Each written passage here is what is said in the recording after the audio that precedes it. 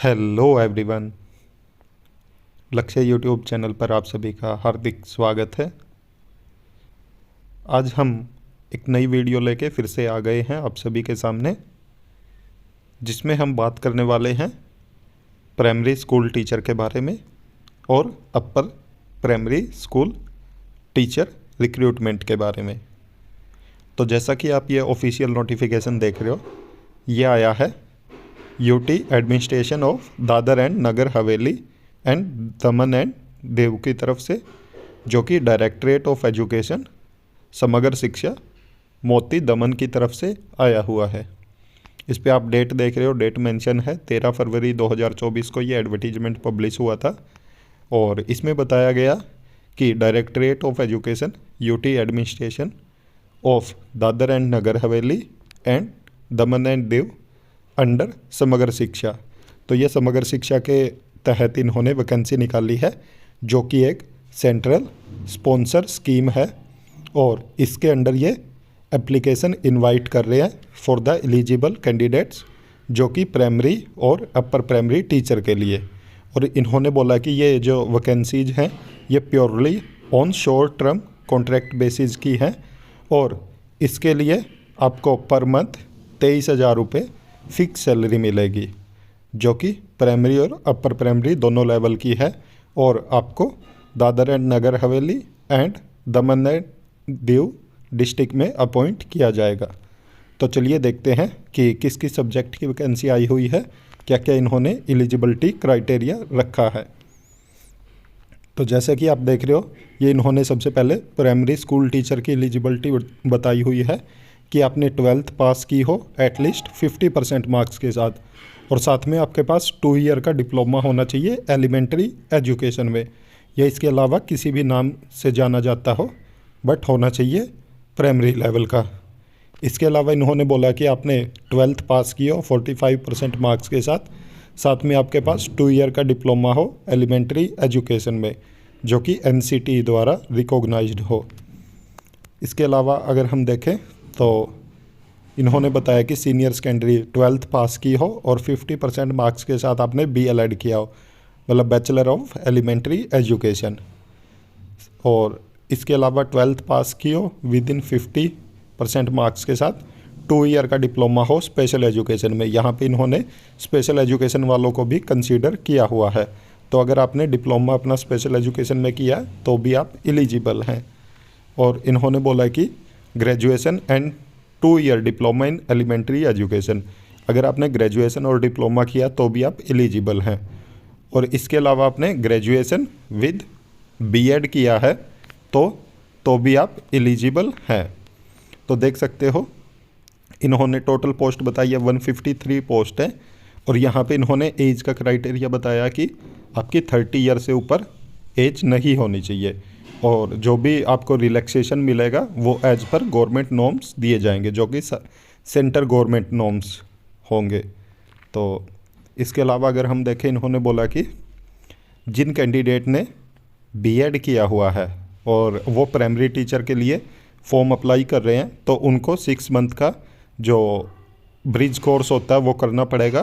तो ये इन्होंने मैंडेटरी बोला है। तो आप समझ सकते हैं कि अगर ये ब्रिज कोर्स करवा रहे हैं 6 मंथ का, तो ये मतलब लंबे टाइम के लिए आपको अपॉइंट करेंगे। ऐसा नहीं है कि आपको 6 महीने 1 साल के लिए कॉन्ट्रैक्ट पे रखकर उसके बाद आपको हटा दिया जाएगा, ऐसा नहीं होने वाला है। तो आपको लंबे टाइम तक ये रखने वाले हैं कॉन्ट्रैक्ट पे। जो भी साथी फॉर्म फिल करना चाहे और एलिजिबिलिटी क्राइटेरिया फुलफ़िल करते हैं तो वो अवश्य फॉर्म फिल करें।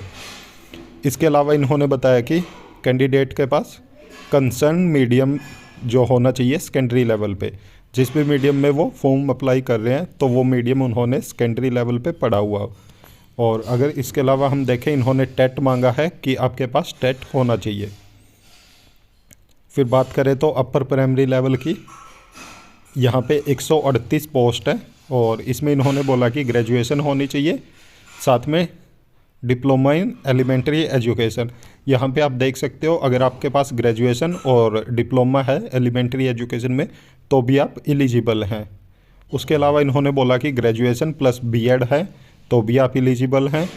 और अगर आपने ग्रेजुएशन प्लस बीएड किया है जो कि एनसीटी द्वारा, तो आप एलिजिबल हैं।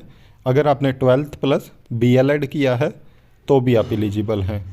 और यहाँ पे इन्होंने बोला कि 12th विद इन 50% मार्क्स और 4 ईयर अगर आपने इंटीग्रेटेड कोर्स किया है तो भी आप एलिजिबल हैं। और अगर आपने graduation plus BEd special education में किया है तो भी आप एलिजिबल हैं। मतलब देख सकते हो, अगर आपने डिप्लोमा किया है स्पेशल एजुकेशन में तो भी आप एलिजिबल हैं, और अगर आपने बीएड किया हुआ है स्पेशल एजुकेशन में तो भी आप एलिजिबल हैं। तो इसमें स्पेशल एजुकेशन वाले ऐसा ना माने कि ये सामान्य शिक्षक की वैकेंसी है, इसमें स्पेशल वाले एलिजिबल नहीं है। आप देख सकते हो, जब इन्होंने मिनिमम क्वालिफिकेशन में मेंशन किया है तो आप अवश्य फॉर्म अप्लाई करें। और एज में इन्होंने बोला कि 30 ईयर है, इसके ऊपर वाले नहीं फॉर्म फिल कर पाएंगे। और जो भी एज रिलैक्सेशन है वो as per centre government norms के दी जाएगी। आगे देखते हैं। इन्होंने बोला कि कैंडिडेट ने जिस भी मीडियम में फॉर्म फिल करेगा वो सेकेंडरी लेवल पे पढ़ा हो और टेट पास किया हुआ होना चाहिए। तो एसेंशियल क्वालिफिकेशन में मांगा टेट।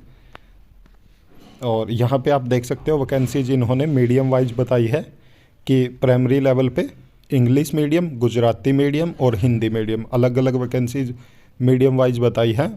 और टोटल देख सकते हो इंग्लिश मीडियम में 120 वैकेंसी है, गुजराती मीडियम में 8 है और हिंदी मीडियम में 25 है। आगे इन्होंने कैटेगरी वाइज भी मेंशन की है। उसके बाद अगर हम बात करें अपर प्राइमरी की, तो इंग्लिश मीडियम में English, science, math, social science, Hindi medium में इंग्लिश एंड साइंस मैथ की है, और मराठी मीडियम में इंग्लिश, साइंस, मैथ और सोशल साइंस की है। तो आप देख सकते हो, जिस भी आप मीडियम से हो और आपको लगता है कि अच्छी पोस्ट आई हुई है तो आप वहाँ पे अप्लाई कर सकते हो। ऐसे देख सकते हो आप टोटल 291 वैकेंसी आई हुई है और आपके कैटेगरी वाइज भी इन्होंने डिवाइड की हुई है। इसके अलावा अगर हम देखें यहाँ पे, तो आपको हार्ड कॉपी सबमिट करनी है। आपको हम फॉर्म भी दिखा देंगे आगे जो आपको फिल करना है। तो इन्होंने फॉर्मेट दिया हुआ है वो आपको फिल करके, और उसके साथ सभी जितने भी आपके रिलेवेंट डॉक्यूमेंट है उनकी हार्ड कॉपी लगा के, और आपको जो ये इन्होंने एड्रेस दिया है यहाँ पे आपको पोस्ट करनी है।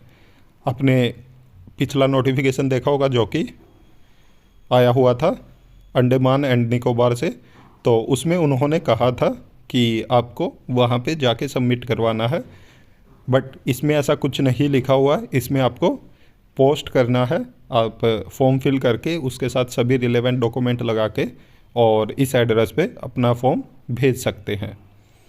और इसके अलावा इन्होंने बताया कि एलिजिबल कैंडिडेट और इनएलिजिबल कैंडिडेट की ये लिस्ट लगा देंगे अपनी वेबसाइट पे, तो आप रेगुलर वेबसाइट चेक करते रहें। और जो भी एलिजिबल कैंडिडेट होंगे उनको बुलाएंगे ये क्लासरूम डेमोन्स्ट्रेशन के लिए। तो इसमें आप देख सकते हो ना आपका पेपर है ना आपका इंटरव्यू है, और जो सिर्फ एलिजिबल कैंडिडेट होंगे उनको ये क्लासरूम डेमोन्स्ट्रेशन के लिए बुलाएंगे। आपका डेमो लिया जाएगा और उसी के बेस पे फिर आपका सिलेक्शन होगा। और अगर आप प्राइमरी टीचर और अपर प्राइमरी टीचर दोनों के लिए फॉर्म फिल करना चाहते हैं तो दोनों का आपको सेपरेट फॉर्म देना पड़ेगा। एक ही फॉर्म से आपका नहीं माना जाएगा। अगर आप दोनों पोस्ट के लिए एक ही फॉर्म भेज रहे हैं तो आपका फॉर्म रिजेक्ट कर दिया जाएगा। उसके अलावा इन्होंने अपनी वेबसाइट मेंशन की, आप वहाँ पे जाके देख सकते हो। ये देख सकते हो आप, इन्होंने अपना फॉर्म भी दिया हुआ है।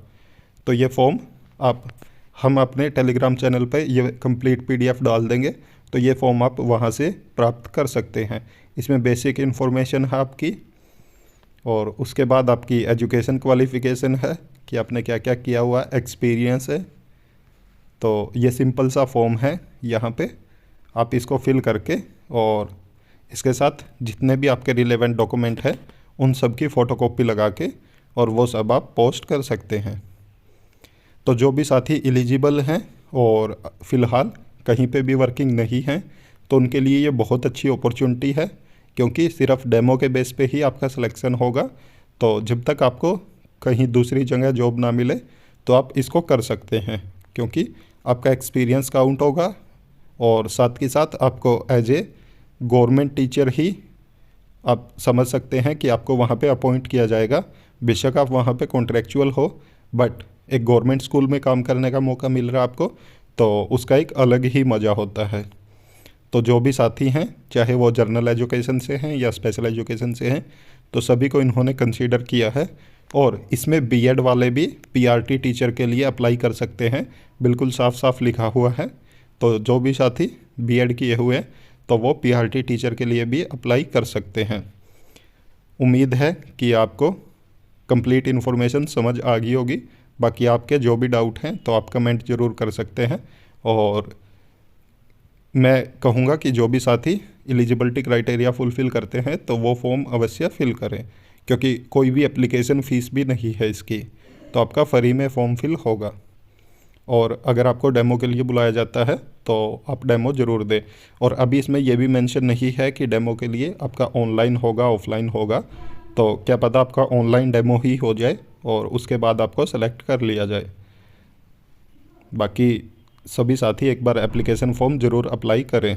और जो भी हमारे चैनल पे नए हैं वो चैनल को ज़रूर सब्सक्राइब करें, साथ में बेल आइकन का बटन ज़रूर दबाएं, ताकि जब भी हम वीडियो अपलोड करें तो तुरंत आप तक नोटिफिकेशन पहुंच जाए। वीडियो को ज़्यादा से ज़्यादा लाइक करें, साथ में शेयर भी करें। Thank you.